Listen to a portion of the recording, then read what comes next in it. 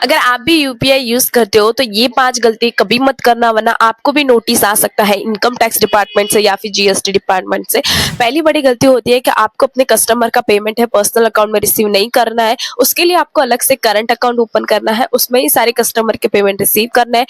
Second बड़ी गलती ये होती है कि अगर आपके अकाउंट में हाई यूपीआई क्रेडिट्स है, जैसे कि 20 टू 25 लाख तक यूपीआई क्रेडिट्स है और आपने अभी तक अपनी आईटीआर की रिटर्न नहीं भरी है या फिर इनकम टैक्स रिटर्न फाइल किया है लेकिन उसमें इनकम काफी कम डिस्क्लोज किया है, तो वो केस में भी नोटिस आ सकता है।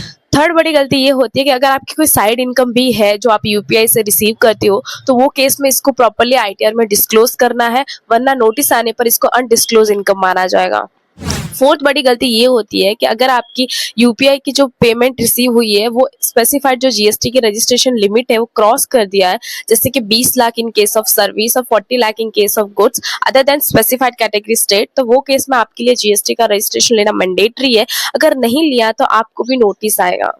लास्ट बड़ी कॉमन गलती करते हैं जिसमें आपको अपने फ्रेंड्स और रिलेटिव का पेमेंट अपने अकाउंट में कभी रिसीव नहीं करना है। अगर नोटिस आया तो वो केस में आपको इन सब पेमेंट की एक्सप्लेनेशन देनी पड़ेगी और नहीं दे पाए तो ये आपकी इनकम में काउंट हो जाएगी। इसलिए ये सारे ट्रांजेक्शन अवॉइड करें, क्योंकि अभी यूपीआई अपने पैन से लिंक हो गया है। ये सारे बैंक अपनी सारी report income tax department GST department को फॉरवर्ड करते हैं, जिससे कि अपने को भी नोटिस आ सकता है। तो ये गलती कभी ना करें, जो फॉलो करना मत भूलना।